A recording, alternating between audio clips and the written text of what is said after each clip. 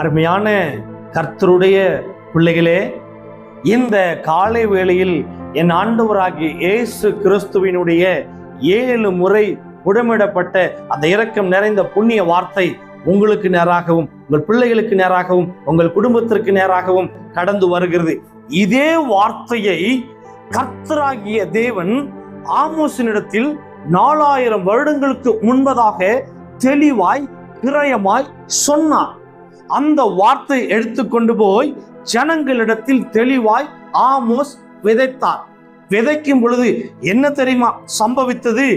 நீங்க கர்த்தரை தெளிவா தேடி பாருங்க, உங்களுடைய ஆக்கினிகள் அகன்று போகும், உங்களுடைய பஞ்சங்கள் அகன்று போகும், உங்களுக்கு முன்பதாக இருக்கிற தடைகள் அகன்று போகும், உங்களை வாதிக்கிற வாதைகள் உங்களை விட்டு அகன்று போகும், உங்களை ஆண்டு கொண்டிருக்கிற அநேக சஞ்சலங்கள் உங்களை விட்டு விலகி போகும். இந்த வார்த்தையை எதற்காக தெரியுமா சொன்னார்? முதல்ல நீங்க கர்த்தரை தேடுங்க, அப்பொழுது மாத்திரமே நீங்கள் பிழைப்பீர்கள் என்று சொன்னார். இந்த வார்த்தை எடுத்துக்கொண்டு போய் விதைச்ச பொழுது ஜனங்கள் கிரயமாய் கர்த்தரை தேடினார்கள். அவர்கள் தேடும் பொழுது அவர் தென்படுவார். அவரை நீங்கள் தேடும் பொழுது நிச்சயமா தென்படுவார். அவரை நீங்க தேடிட்டு வேலையை தேடி பாருங்க, வேலை கிடைக்கும். அவரை தேடிட்டு உங்களுடைய நன்மைகளை தேடி பாருங்க, உங்களுக்கு அது வாய்க்கும். அவரை தேடிட்டு உங்களுக்குரிய வாழ்க்கை துணையை தேடி பாருங்க, நிச்சயமா அது உங்களுக்கு வாய்க்கும். அதில் எந்த மாற்றமும் இல்லை. அதற்குத்தான் அந்த வேத வசனம் தெளிவாய் சொல்லுகிறது. அந்த வேத வசனத்தை வாசித்து பார்ப்போமா? ஆமோசினிடத்தில் என்ன வார்த்தையை சொன்னாரோ அதே வார்த்தையை கர்த்தராகிய தேவன் இந்த காலை வேளையில உங்களுக்கு நேராகவும் உங்கள் குடும்பத்திற்கு நேராகவும் அனுப்புகிறார். இந்த வார்த்தையை நிதானமாய் கிரயமாய் கவனமாய் கவனித்து பாருங்கள். அந்த வார்த்தை உங்களோடு பேசும், அந்த வார்த்தை உங்களை தேற்றும், அந்த வார்த்தை உங்களுக்கு முன்னாடி இருக்கிற எல்லா ஆக்கினிகளையும் அகற்றும், எல்லா சஞ்சலத்தையும் அகற்றும், எல்லா கண்ணீரையும் அகற்றும். அதில் எந்த மாற்றமும் இல்லை. வாசித்து பார்ப்போமா? வாசித்து பாருங்கள்.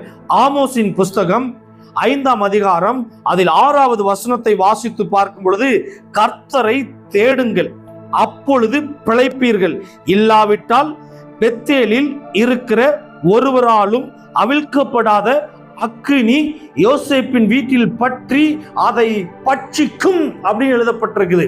அருமையான கர்த்தருடைய பிள்ளைகளே, எதற்காக இந்த வேத வசனத்தை இந்த காலை வேளையில் உங்கள் காதுகள் கேட்கப்பட அனுப்புகிறார் என்று உங்களுக்கு தெரியுமா? அவர் தெளிவாய் அந்த வேத வசனத்தில் சொல்லுகிறார், கர்த்தரை தேடுங்கள் அப்பொழுது பிழைப்பீர்கள்.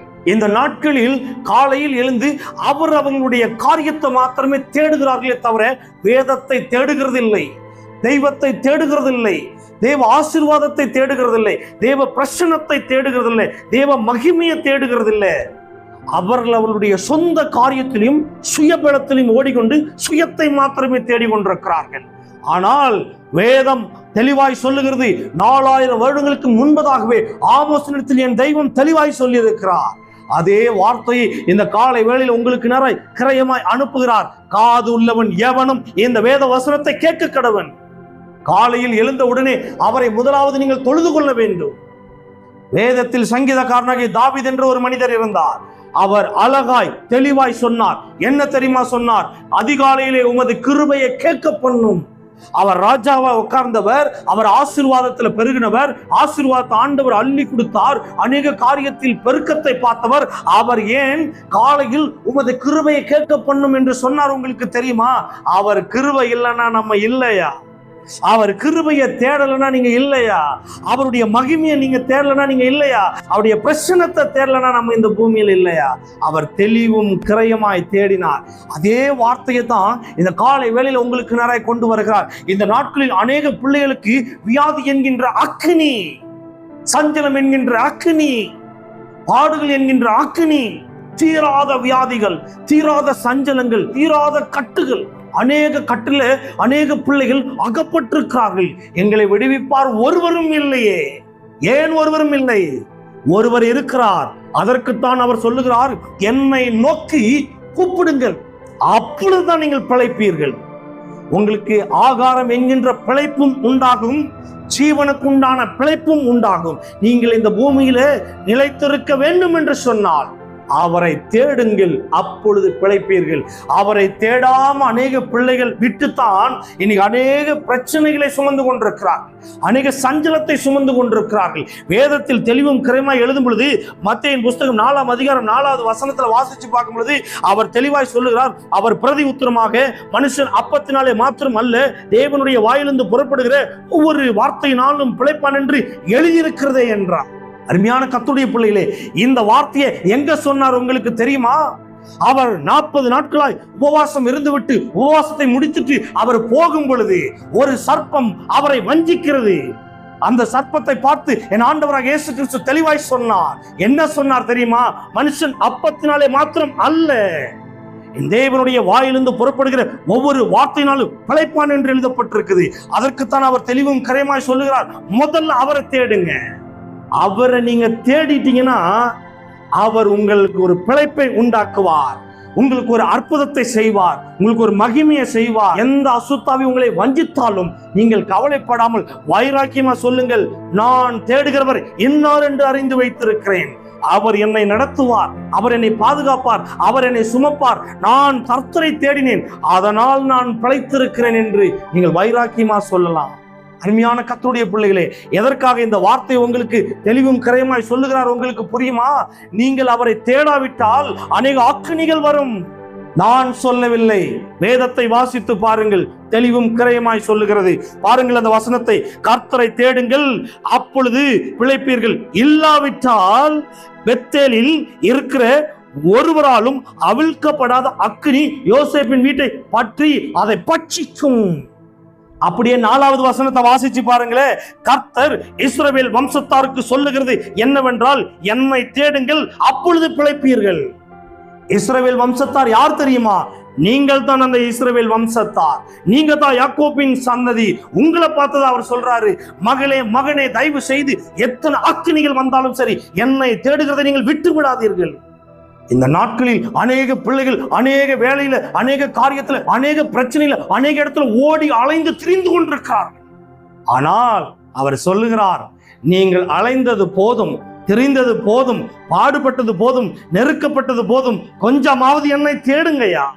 என்னை தேடும் பொழுது நீங்கள் பிழைப்பீர்கள். நீ தேடு, என்ன முதல்ல தேடிக்குவோம், வேலை தேடு, வேலை கிடைக்கும். என்ன தேடிக்கு உனக்குரிய துணையை தேடு, துணை கிடைக்கும். துணை அவருக்குரியது. உங்களுக்குரிய விழா எலும்பை சரியான நேரத்தில் கர்த்தர் உங்களுக்கு கொடுப்பார் என்பதில் எந்த மாற்றமும் கிடையாது. Thank you Jesus. ஆவியானவர் ஒரு மகனை பார்த்து சொல்லுகிறார், நீ அநேக நாட்களாய் அநேக புரோக்கர் மூலியமாய் ஒரு பெண்ணுக்காக நீ அலைந்து திரிந்து கொண்டு உங்களுடைய தாயும் தகப்பனை அநேக இடத்துல கேட்டுக்கொண்டு திரிந்து கொண்டிருக்கிறார்கள். என் ஆண்டவராக இயேசு கிறிஸ்து தெளிவும் கிரயமாய் சொல்லுகிறார், நீங்கள் ஓடினது போதும், ஒரு விஷயாவது என்னுடைய சமூகத்தில் உட்கார்ந்து பரத்துக்கு நேரம் உங்களுடைய கண்களை ஏறெடுத்து பார்த்து, ஆண்டவரே எனக்குரிய என்னுடைய விழா எலும்பை தாரும் என்று கேட்டு பாருங்கள். உங்களுக்குரிய சரியான விழா எலும்பை உங்களுக்கு என் ஆண்டவராக இயேசு கிறிஸ்து கொடுப்பது அதிக உறுதி. உன்னுடைய பெயர் ராஜேஷ். ராஜேஷ், கர்த்தருடைய வாழ்க்கை துணையை உன்னுடைய கருத்திலே அவர் கொடுப்பார், அதில் எந்த மாற்றமும் இல்லை. பயப்படாத ராஜேஷ், கர்த்தர் உனக்குரிய விழா எலும்பை அவர் ஆயத்தப்படுத்தி வைத்திருக்கிறார். இந்த செய்தியை கேட்கிற வேளையிலே உனக்கு ஒரு அற்புதத்தை ஆண்டவராக இயேசு செய்து கொண்டிருக்கிறார். இந்த செய்தியின் மூலியமாய் உனக்குள்ள ஒரு மாற்றமும், உனக்கு முன்னாடி இருக்கிற தடைகளும் உடைக்கப்பட்டிருக்கிறது. பயப்படாதீர்கள். முதலாவது தேவனுடைய ராஜ்யத்தையும் அவருடைய நீதியும் தேடுங்கள். அப்பொழுதுதான் என்ன கிடைக்குமா? உனக்குரிய மணமகள் கிடைப்பார், உங்களுக்குரிய மணமகன் கிடைப்பான், உனக்குரிய பிள்ளை கிடைப்பார். அருமையான கர்த்தருடைய பிள்ளைகளே, இன்னைக்கு பிள்ளை இல்லாத பிள்ளைகள் எத்தனையோ இடத்தில், குழந்தை பாக்கியம் இல்லாத பிள்ளைகள் எத்தனையோ இடத்தில் அலைந்து திரிந்து கொண்டிருக்கிறார்கள். காரணம் என்ன? முதல்ல நீங்க கர்த்தரை தேடல, யார் யாரையோ தேடி கொண்டிருக்கிறீங்க. அதெல்லாம் வேஸ்ட் ஆஃப் டைம். கர்த்தரை மாத்திரம் தேடுங்கள், நீங்கள் பிழைப்பீர்கள். அவர் தெளிவும் கரையமா சொல்லுகிறார், முதல்ல என் ராஜ்யத்தை தேடு, என் ராஜ்யத்துல எல்லா ஆசீர்வாதமும் இருக்குது. முதல்ல என் நன்மையை தேடு, எல்லாம் என் ராஜ்யத்தில் இருக்குது. அருமையான கர்த்தருடைய பிள்ளைகளே, என்ன சொல்றார்? என் சன்னதி என்ன தேடணும் அப்படிங்கிறார். வாசிச்சு பாருங்க, அந்த 4வது வசனத்துல கர்த்தர் இஸ்ரவேல் வம்சத்தாருக்கு சொல்லுகிறது என்னவென்றால், என்னை தேடுங்கள் அப்பொழுது பிழைப்பீர்கள். அருமையான கர்த்தருடைய பிள்ளைகளே, உங்க சஞ்சலத்தை பார்த்து நீங்க கவலைப்படாதீங்க, உங்க நெருக்கத்தை பார்த்து கவலைப்படாதீங்க. என்ன தடையில இருந்தாலும் சரி, முதல்ல என் கர்த்தரை தேடுங்க. என்ன சொல்றார் வேத வசனத்தில்? அசுத்தாவி வஞ்சிக்குதா, முதல்ல அவரை தேடிருங்க. வியாதி வஞ்சிக்குதா, முதல்ல ஆண்டவரை தேடிருங்க.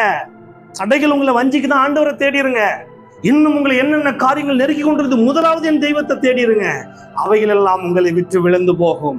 அதிலே நீங்க பின்வருமாறு ஒரு வேத வசனம் விளக்குகிறது. உபாகமத்தின் புஸ்தகம் 8ஆம் அதிகாரம் 3வது வசனத்தை வாசிச்சு பார்க்கும் பொழுது, என் தேவனுடைய வசனத்தினால் பிழைப்பீர்கள். அருமையான கர்த்தருடைய பிள்ளைகளே, தேவனுடைய வேத வசனம் நிச்சயமா உங்களை உயிர்ப்பிக்கும், எந்த மாற்றமும் இல்லை. வேதம் தெளிவும் கரையுமாய் உங்களுக்கு கற்றுக் கொடுக்கிறது. வேதத்தை இறுக பிடித்துக் கொண்டு வேதத்தில் சொல்லப்பட்ட வார்த்தைகளை பின்பற்றி அந்த வார்த்தையின் பிரகாரம் நீங்கள் நடந்து பாருங்கள். வாழ்க்கை செழிக்கும். உங்களுக்கு முன்பதாக இருக்கிற தடைகளெல்லாம் உடைக்கப்படும். அவர் தெளிவாய் எழுதி சொல்லுகிறார். 4000 வருடங்களுக்கு முன்பதாக ஆமோஸினிடத்தில் தெளிவும் கரையுமாய் சொன்னார். அந்த வார்த்தை எடுத்துக்கொண்டு போய் ஜனங்களிடத்தில் சொல்லும் பொழுது ஜனங்கள் காதிலே கேட்டார்கள். இந்த நாட்களில் வேத வசனத்தை சொல்லும் பொழுது காதுகளில் கேட்கப்படுகிறதா? உலகமும் உலகத்தில் உள்ள எல்லா கண்ணின் காட்சிகளும் அநேக காரியத்தில் இந்த கண் பார்த்து ஓடிக்கொண்டிருக்கிறது. ஆனால் வேதம் சொல்லுகிறது, என்னை மாத்திரம் நீ நோக்கி பார்க்கும் பொழுது நீ பிழைப்பாய். உலகத்தில் எத்தனையோ தவறான காரியங்கள் இருக்கிறது. அதை தேடுகிறதுனால் உங்களுக்கு 10 பைசா கூட பிரயோஜனம் கிடையாது.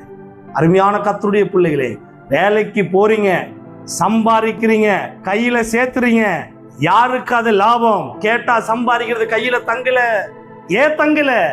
முதல்ல அவரை தேடல, பணத்தை கொடுக்கிறவரை தேடல, வேலையை கொடுக்கிறவரை தேடல, ஆசீர்வாதத்தை கொடுக்கிறவரை தேடல. ஆசீர்வாதம் வேணும், ஆசீர்வாதம் கொடுக்கிறவர் வேணாம். விடுதலை வேணும், விடுதலை கொடுக்கிறவர் வேணாம். சுகம் வேணும், சுகம் கொடுக்கிறவர் வேணாம். அப்படியெல்லாம் போனா ஒன்னும் பண்ண முடியாது. அது நிலையில்லாத சுகம், அது நிலையில்லாத அற்புதம், அது நிலையில்லாத மகிமை. அது ஒரு நாள் ஒன்றும் இல்லாமல் போய்விடும்.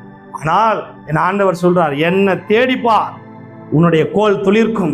என்னை தேடிப்பார், நீ செழிப்பை காண்பாய். என்னை தேடிப்பார், உயர்வை காண்பாய். முதல்ல அவரை தேடிடணும். ராஜ்யத்தை பாருங்கள். அவருடைய ராஜ்யத்துல எல்லா நன்மைகளும் எல்லா ஆசீர்வாதங்களும் அடங்கி இருக்கிறது. அந்த அடங்கி இருக்கிற ஆசீர்வாதத்தை நீங்கள் வாங்க வேண்டும் என்று சொன்னால் ராஜ்யத்தை தேட வேண்டும். இந்த பூமியில் அநேக இடத்துல அநேக வேலைகள் இருக்கிறது, அநேக காரியங்கள் இருக்கிறது. தேடினாதான் உங்களுக்கு கிடைக்கும். இன்னும் உங்களுடைய பொறுப்பெல்லாம் வச்சுக்கிட்டு, படிச்ச படிப்பு சர்டிபிகேட்லாம் வச்சுக்கிட்டு, இந்த வேலை கிடைக்குமா, அந்த வேலை கிடைக்குமா, இது கிடைக்குமா, அது கிடைக்குமான்னு தேடிட்டு இருக்கிறீங்க. இது உங்களுடைய மாம்சத்துக்குரியது. ஆவிக்குரிய தேடல் எது தெரியுமா? என் தெய்வத்தினுடைய ராஜ்யம். ஆவிக்குரிய தேடலை தேடும் பொழுது பார்த்து கரையுமாய் உண்மை முத்தமாய் தேடி பாருங்கள். வேலைகள் தானா கிடைக்கும், ஆசீர்வாதம் தானா கிடைக்கும், நன்மை தானா கிடைக்கும், பாக்கியங்கள் தானா கிடைக்கும். முதல்ல அவரை தேடுங்க. அவரை தேடிட்டீங்கன்னா உங்களுக்கு ஜீவன் உண்டு. அவரை தேடிட்டீங்கன்னா சுகம் உண்டு. அவரை தேடிட்டீங்கன்னா மேன்மை உண்டு. அவரை தேடிட்டீங்கன்னா நீங்க வெட்கப்படுவதில்லை. இதுவரைக்கும் வெட்கப்பட்டு நிக்கிறீங்களா? இனி வெட்கமே பட மாட்டீங்க. காரணம் என்ன தெரியுமா? அவரை தேட சொல்றார். இன்னை வரைக்கும் வியாதியில் இருக்கிற அநேக பிள்ளைகளுக்கு என் ஆண்டவராகிய இயேசு கிறிஸ்து ஒரு பெரிய எச்சரிப்பின் சத்தத்தை அனுப்புகிறார். முதல்ல அவரை தேடு, சுகம் இறங்கி வரும். முதல்ல அவரை தேடு, விடுதலை இறங்கி வரும். அவருக்கு அநேக பெயர்கள் உண்டு. அதில் ஒரு பெயர் விடுதலையின் நாயகர். அந்த விடுதலையின் நாயகரை நீங்கள் நோக்கி பார்க்கும் பொழுது அந்த விடுதலையின் நாயகன் நிச்சயமா உங்களுக்கு சுகத்தையும் மாற்றத்தையும் விடுதலையும் கொடுப்பது அதிக நிச்சயம். முதல்ல அவரை தேடுங்க. நீங்க வேலை செய்யற வேலை ஸ்தலத்துல நெருக்கமா, முதல்ல ராஜ்யத்தை தேடுங்க. உங்களுடைய உபத்திரவத்தை தெய்வத்துக்கு நேராக கொண்டு போருங்க. அந்த உபத்திரவத்தை அவருக்கு நேராக கொண்டு போகும் பொழுது அவர் ஒருவரே மத்தியஸ்தராக நியாயாதிபதியாக நின்று நியாயத்தை தெளிவாய் தீர்ப்பார். அதுக்குத்தான் அவர் சொல்றார், எப்படியாப்பட்ட காரியமா இருந்தாலும் சரி, முதல்ல என்ன தேடு. முதலாவது தேவனுடைய ராஜ்யத்தை தேடுங்கள். அப்பொழுதுதான் உங்களுக்கு வேலை வரும், நன்மைகள் வரும், பாக்கியங்கள் வரும், மேன்மைகள் வரும். அல்லேலூயா. முதல்ல ஒரே ஒரு விஷயத்தை அவர் கத்துக் கொடுக்கிறாரு, என்னை தேடுங்கள், என்னை நோக்கி கூப்பிடுங்கள், அப்பொழுது பிழைப்பீர்கள். அருமையான கர்த்தருடைய பிள்ளைகளே, இந்த காலை வேளையில் என் ஆண்டவராகிய இயேசு கிறிஸ்து தெளிவும் கரையுமாய் உங்களை பார்த்து சொல்லுகிறார், மகனே மகளே பயப்படாதே. மகனே மகளே, உனக்கு இருக்கிற சஞ்சலத்தை பார்த்து கவலைப்படாது. உன் சஞ்சலங்கள் நீங்க வேண்டும் என்று சொன்னால், உடைய பாடுகள் நீங்க வேண்டும் என்று சொன்னால், முதல்ல என் ராஜ்யத்தை தேடுப்பா. எல்லா கட்டுகளையும் நான் அறுக்கிறேன், அப்பொழுது நீங்கள் பிழைப்பீர்கள் என்று சொல்லுகிறார். அவர் இந்த நல் வார்த்தையை, இந்த திரு வசனத்தை உங்களுக்கு நேராய் அனுப்புகிறார் என்று சொன்னால் ஒரு காரணம் இருக்கும். இந்த நாள் வரைக்கும் அவரை தேடாமல் இருப்பீர்களானால் இந்த நாள் முதற்கொண்டு அவரை தேடுங்கள். அப்பொழுது நீங்களும் உங்கள் பிள்ளைகளும் உங்கள் குடும்பமும் பிழைப்பீர்கள். வேலை ஸ்தலத்தில் ஆசீர்வாதத்தை வாங்கி அதன் மூலியமாய் பிழைப்பீர்கள். அதில் எந்த மாற்றமும் இல்லை. வேத வசனத்தின் பிரகாரம் ஆண்டவராகிய இயேசு கிறிஸ்து அபரித விதமாய் ஆசீர்வதித்து உங்களை காப்பாற்றி வழி நடத்துவாராக. ஆமீன். இஸ்ரவேலின் ஜெயபலமானவரே, இந்த காலை வேளையில் உங்களுடைய பிள்ளைகளுக்கு தெளிவும் கிரயமாய் கற்றுக் கொடுத்திருக்கிற ஆண்டவரே, என்னை தேடுங்கள், அப்பொழுது நீங்கள் பிழைப்பீர்கள். என்னை நோக்கி கூப்பிடுங்கள், அப்பொழுது பிழைப்பீர்கள். உங்களுக்கு என்ன தேவையா இருந்தாலும் என்னை நோக்கி கூப்பிடுங்கள், அப்பொழுது பிழைப்பீர்கள் என்று ஆண்டவரே இந்த வேத வசனத்தின் மூலமா நம்முடைய பிள்ளைகளுக்கு நீர் சொல்லியிருக்கிற ஆண்டவரே, இந்த வார்த்தையை எந்தெந்த பிள்ளைகள் கேட்கிறார்களோ ஒவ்வொரு பிள்ளைகளுடைய கட்டளையும் இயேசுவின் நாமத்தினாலே அறுத்து எல்லா ஆக்கினைகளையும் அகற்றி நீர் உம்முடைய பிள்ளைகளுக்கு ஒரு பெரிய மாற்றத்தையும் ஜெயத்தையும் கட்டளையிடும்படியாக நான் ஜெபிக்கிறேன். தயவு செய்து ஒவ்வொரு பிள்ளைகளையும் காத்துக் கொள்ளுங்கப்பா, ஆசீர்வதிங்கப்பா, கிருபையில மறைத்துக் கொள்ளுங்கப்பா, பெரிய காரியத்தை செய்யுங்கப்பா. இயேசு கிறிஸ்துவின் அதிகாரம் நிறைந்த இரக்கம் நிறைந்த புண்ணிய நாமத்தில் ஜெபிக்கிறேன். ஜெபம் கேளும் எங்கள் நல்ல பிதாவே. ஆமேன், ஆமேன், ஆமேன். God bless you. கர்த்தர் இந்த வேத வசனத்தின் பிரகாரம் உங்களை அபரீத விதமாய் ஆசீர்வதித்து உடைய கட்டுகளை எல்லாம் அறுத்து உடைய எல்லா ஆக்கினியும் அகற்றி உங்களை வாழ வைப்பாராக. இந்த செய்தியை கேட்டுட்டு அப்படியே விட்டுறாதீங்க. இந்த செய்தியை உங்களுக்கு தெரிந்த எல்லா நண்பர்களுக்கும் அனுப்புங்கள். எல்லா பிள்ளைகளும் இந்த செய்தியை கேட்கட்டும். அநேக பிள்ளைகளுக்கு ஆண்டவரை நோக்கி கூப்பிட்டு அற்புதத்தை பெற வேண்டும் என்று இன்னும் நிறைய பிள்ளைகளுக்கு தெரியறதில்லை. இந்த செய்தியை அனுப்புங்க. இந்த செய்தியின் மூலியம் எல்லா பிள்ளைகளும் ரட்சிக்கப்படட்டும், பாதுகாப்படட்டும், நன்மை அடையட்டும். இந்த சுவிசேஷ வார்த்தை அநேகர்களை வாழ வைக்கிற வார்த்தையா இருக்கட்டும். நீங்கள் தயவு செய்து இந்த செய்தியை அனுப்புங்கள். யாவரும் அதன் மூலியமாய் பிரயோஜனம் அடையட்டும். ஆமென்.